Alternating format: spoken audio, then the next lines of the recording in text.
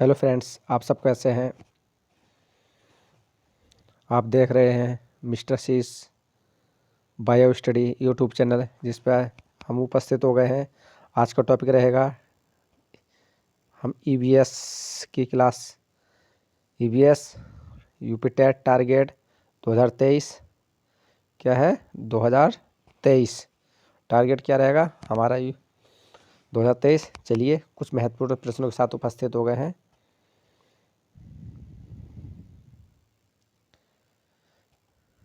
पहला प्रश्न आपका, वायरस संक्रमण से होने वाला रोग होता है। देखिए जो वायरस है, वायरस से संक्रमण से होने वाला रोग क्या है आपका। टाइफाइड है, टाइफाइड, कालरा, जुखाम या मलेरिया। वायरस सब लोग जानते ही हैं, सभी शुरू से पढ़ा होगा वायरस क्या होता है। अगर हम बात कर लेते हैं इस प्रश्न की, तो जो हमारा संक्रमण, वायरस संक्रमण से होने वाला रोग क्या है आपका, जुखाम। सी आंसर ठीक है। जुखाम होता है ना, जो इन्फेक्शन हो जाता है तो वायरस ही होता है। जुखाम क्या है, जिसको हम कंपाउंड ओल्ड की बीमारी भी कहते हैं। अगर इसकी हम बात कर लेते हैं, देखिए इसको हम क्या बोलते हैं, कंपाउंड कमोन कमोन कोल्ड भी बोलते थे। कमोन कोल्ड से होती है बीमारी। अगर हम इसकी बात करें, इसका जो वायरस का नाम है, किस वायरस से होता है ये, तो आपका ये राइनो वायरस से क्या होता है हमारा, ये जुखाम होता है। राइनो वायरस से क्या होता है हमारा, जुखाम होता है। ये वायरस नाक की जो म्यूकस मेम्ब्रेन है, नाक की जो म्यूकस मेम्ब्रेन हमारे, जहाँ से हम लोग सांस लेते हैं, तो उससे क्षतिग्रस्त करते हैं। और ये बीमारी हमारी छींक, वायु आदि के माध्यम से फैलता है तथा इसमें रोगी की सिरदर्द, हल्का ज्वार मतलब हल्का सा बुखार भी, और एवं आँखों में, नाक में पानी गिरता है। किससे, राइवो वायरस से, इस वाली बीमारी से जो आपका जुकाम होता है। नेक्स्ट प्रश्न आपका, देखिए दूसरा प्रश्न आपका, भारत में कृषि को प्रभावित करने वाला मौसम सबसे महत्वपूर्ण तत्व क्या है। देखिए अगर हम बात कर लेते हैं, जो भारत में कृषि है, कृषि भी सबसे अलग अलग मौसम के अनुसार होती हैं। अगर हम बात कर लेते हैं कि भारत में कृषि को प्रभावित करने वाला मौसम का सबसे महत्वपूर्ण तत्व क्या है, यानी कि पहला ऑप्शन है तापमान, आर्द्रता, पवन, दृष्टि। अगर हम इस प्रश्न की बात कर लेते हैं, डी आंसर सही है दृष्टि। दृष्टि नहीं हाँ, वृष्टि। वृष्टि, देखिए वृष्टि की बात करें, वृष्टि क्या है, भारत में कृषि को प्रभावित करने वाला मौसम को सबसे महत्वपूर्ण वृष्टि है। अगर हम फसलों के वर्धन एवं विकास के लिए एक आवश्यक तत्व है, क्योंकि इसमें मृदा में नमी बनी रहती है। किसमें, इस जो मिट्टी होती है उसमें नमी बनी रहती है।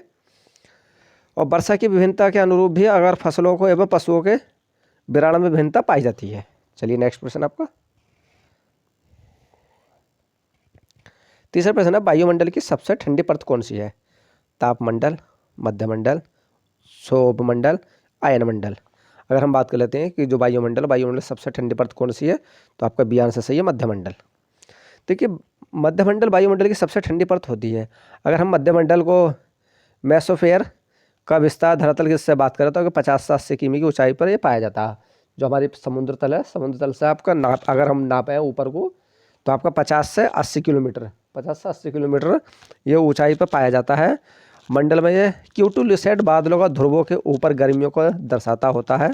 अगर इन बादलों की बात करें, बादलों में निर्माण हल्का धूप एवं सवानी प्रक्रिया द्वारा ऊपर का जो मौसम होता है बहुत सुहावना होता है और बहुत ठंडा कूलिंग रहता है। ऊपर का मौसम 50 से अगर हम 80 के ऊपर जाएंगे तो। नेक्स्ट प्रश्न, चौथा प्रश्न है। चौथा प्रश्न कह रहा है कि निम्नलिखित में से कौन सा एक ग्रीन हाउस गैस है। अगर हम बात कर रहे हैं सल्फर डाइऑक्साइड, ऑक्सीजन, आर्गन या मैथेन। अगर हम ग्रीन हाउस की बात कर लेते हैं एनसीईआरटी के रिलेटिव है, तो डी आंसर सही है मैथेन। देखिए अगर हम मैथेन की बात कर लेते हैं, सल कौन सी में, देखिए आईपीसी आपका inter government panel on climate change द्वारा चिन्हित ग्रीन हाउस गैसों से प्रत्यक्ष रूप में शामिल है। अगर हम बात कर लेते हैं ग्रीन हाउस, कौन से ग्रीन हाउस की बात कर लेते हैं, तो आपका पहला carbon dioxide CO2 carbon dioxide, और फिर आपका CH4 मैथेन, CH4 मैथेन, फिर आपका ये देखिए चार में से कोई सी मिल जाए ऑप्शन, चार ऑप्शन है आपको, चार ऑप्शन में से एक देखना आपको। पहला आपका CO2 है, फिर आपका CH4 है, फिर आपका N2O, N2O, फिर कोमा आपका CFC, CFC, फिर आपका SF6, SF6 के बाद में आपका NF3, NF3 आदि। जबकि अगर हम अप्रत्यक्ष रूप से शामिल गैस है जैसे निम्न नाइट्रोजन है, ऑक्सीजन है, या कार्बन डाइऑक्साइड है, CO, तथा मेथेन, ब्यूटेन, आर्गेनाइन व कंपाउंड, ये सल्फर ऑक्साइड के महत्वपूर्ण भूमिका निभाती हैं बाकी है। चलिए नेक्स्ट प्रश्न, पांचवा प्रश्न है कि भारत में प्रोजेक्ट टाइगर की शुरुआत कब हुई थी? 1973, 1982, 1992 या 1996? अगर हम भारत में प्रोजेक्ट टाइगर की शुरुआत कर लेते हैं कब हुई थी, तो 1973 में, ये आंसर इसका ठीक है। अगर हम बात कर लेते हैं कि अप्रैल 1973 बाघ परियोजना प्रोजेक्ट टाइगर प्रारंभ किया गया था, अप्रैल के महीने में पूछ लेता हूँ, मंथली में भी, मंथ का महीना भी, तो अप्रैल में। देखिए सातवें प्रश्न बात कर लेते हैं, पृथ्वी तल पर उस काल्पनिक रेखा को क्या कहते हैं जो 180 मेरिडियन मयोत्तर पर खींची जाती है? अंतर्राष्ट्रीय तिथि रेखा, कर्क रेखा, विषुवत रेखा, या प्रधान मयोत्तर रेखा? तो इसका आंसर कौन सा है? ये आंसर सही है, अंतर्राष्ट्रीय तिथि रेखा। अगर हम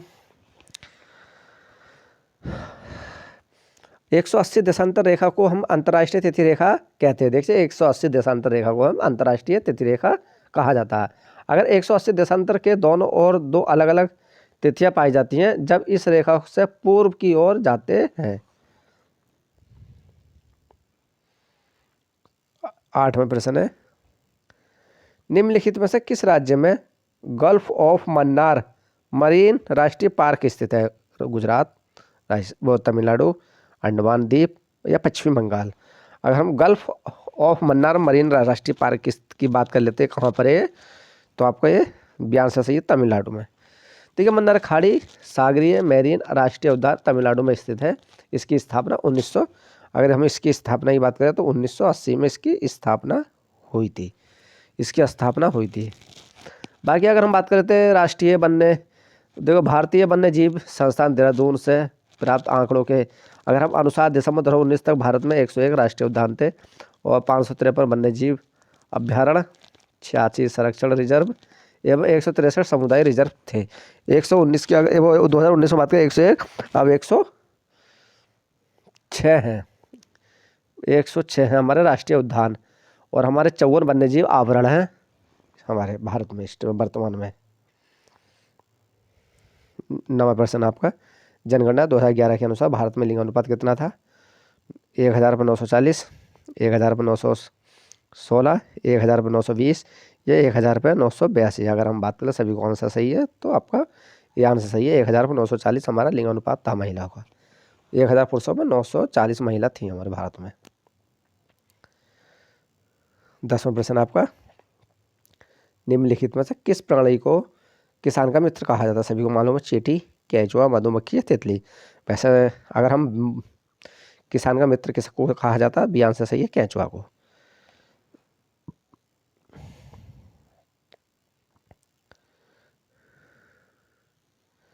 11वां प्रश्न है, निम्नलिखित भारतीय राज्यों में से किस राज्य की कोई समुद्री सीमा नहीं है? देखिए गुजरात, गोवा, राजस्थान या महाराष्ट्र? अगर देखिए निम्नलिखित में से राज्यों में से किस राज्य की कोई भी समुद्री सीमा नहीं है? अगर हम समुद्री सीमा की बात कर लेते हैं तो आपका सी आंसर सही है, राजस्थान की कोई भी समुद्री सीमा नहीं है। बहुत अच्छा प्रश्न है ये, ईवीएस के प्रश्न है, इस टाइप के प्रश्न बहुत पूछे जाते हैं। चलिए नेक्स्ट प्रश्न बात कर लेते हैं। अगर आप नए हो तो हमारे यूट्यूब चैनल को सब्सक्राइब और शेयर करते रहना। ओके दोस्तों, चलिए नेक्स्ट प्रश्न, किस नदी के प्रदूषण स्तर की माप की जाती है? देखिए ये पूछा कि किसमें नदी के प्रदूषण के स्तर की माप की जाती है? एटीपी, एसटीपी, सीओडी,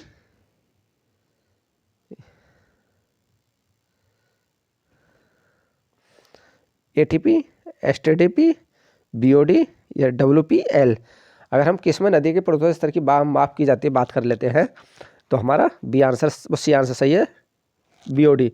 बीओडी का हमको, इसको हम बोलते हैं, फुल फॉर्म बता देते हैं,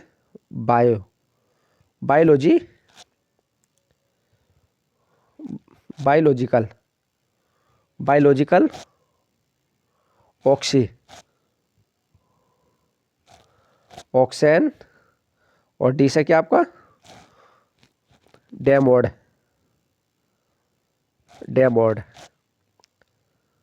ये है आपका।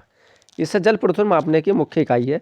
अगर हम कार्बनिक एवं अकार्बनिक अपशिष्ट अपघटित होने के लिए जल निकायों को घुलनशील ऑक्सीजन का उपयोग करते हैं, जिसे हम बीओडी बोलते हैं।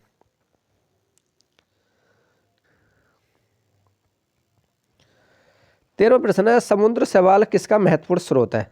क्लोरीन का, ब्रोमीन का, आयोडीन का, लोहा का। 13वीं बात करेगा समुद्र शैवाल किसका महत्वपूर्ण स्रोत है, हमारा सी आंसर सही है आयोडीन का, क्योंकि समुद्र शैवाल आयोडीन का एक महत्वपूर्ण स्रोत है। शैवाल जिसे हम बोलते हैं एल्गल पर्णरहिम युक्त सघन ऊतक रहित सल्फ सरल सजीव है। अधिकांश शैवाल पौधों के समान सूर्य के प्रकाश की उपस्थिति में प्रकाश संश्लेषण के द्वारा अपना भोजन तैयार करते हैं।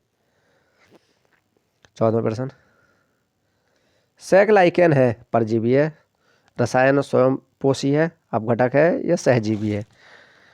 अगर हम सैकलाइकेन की बात कर लेते हैं तो आपका सहजीवी है, डी आंसर इसका ठीक है 14वें का, क्योंकि लाइकेन थैलोफाइटा प्रकार की वनस्पति है जो कवक तथा शैवाल से मिलकर बनती है, जिससे शैवाल को कवक के बीच पारस्परिक सहजीवी संबंध होता है। 15 प्रश्न है, सीएनजी का ईंधन के रूप में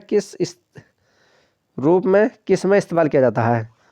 वाहनों में, उद्योगों में, खाना बनाने में या वाहनों एवं उद्योगों में? अगर हम सीएनजी का ईंधन के रूप में किस में इस्तेमाल किया जाता है, अगर हम 15 की प्रश्न की बात कर लेते हैं तो आपका डी आंसर सही है वाहनों में, क्योंकि हम सीएनजी का जो ईंधन के रूप में वाहनों का प्रयोग में किया जाता है, क्योंकि सीएनजी एक महत्वपूर्ण क्या है, कंप्रेस्ड नेचुरल गैस अर्थात संपीड़ित प्राकृतिक गैस है। अगर हम इसकी मानक का वायुमंडलीय दाब एवं प्राकृतिक गैस जितना आयतन घेरती है उसके 1% से भी कम आयतन पर प्राकृतिक गैस को संपीड़ित कर सीएनजी का क्या है उत्पादन भी किया जाता है। तो दोस्तों ये रहे आपके 15% महत्वपूर्ण। आशा करते हैं आपको ये क्लास पसंद आई होगी। अगर आप नए हो तो हमारे यूट्यूब चैनल को सब्सक्राइब कर लेना और शेयर करते रहना, क्योंकि डेली आपको यहाँ पे मिस्टर शीस बायो स्टडी पर जो आपका यूट्यूब चैनल है इस पर डेली आपका सीडीपी और आपका ईवीएस की क्लासें हो रही हैं, और जल्दी हिंदी की और आपकी मैथ की क्लासें भी लेकर आएंगे। बाय दोस्तों, अपना ध्यान रखना, अपनी तैयारी पर लगे रहना। टेक केयर, कल मिलेंगे। बाय, टाई दोस्तों, क्योंकि क्लास हमने ज़्यादा नहीं बड़ी बनाई, छोटी क्लास बनाई है, क्योंकि थोड़ा टाइम के अभाव के कारण थोड़ा सा समय नहीं लग पा रहा। अच्छे प्रश्न लेकर आएंगे हम आपके लिए, प्रश्न बहुत महत्वपूर्ण रहे हैं।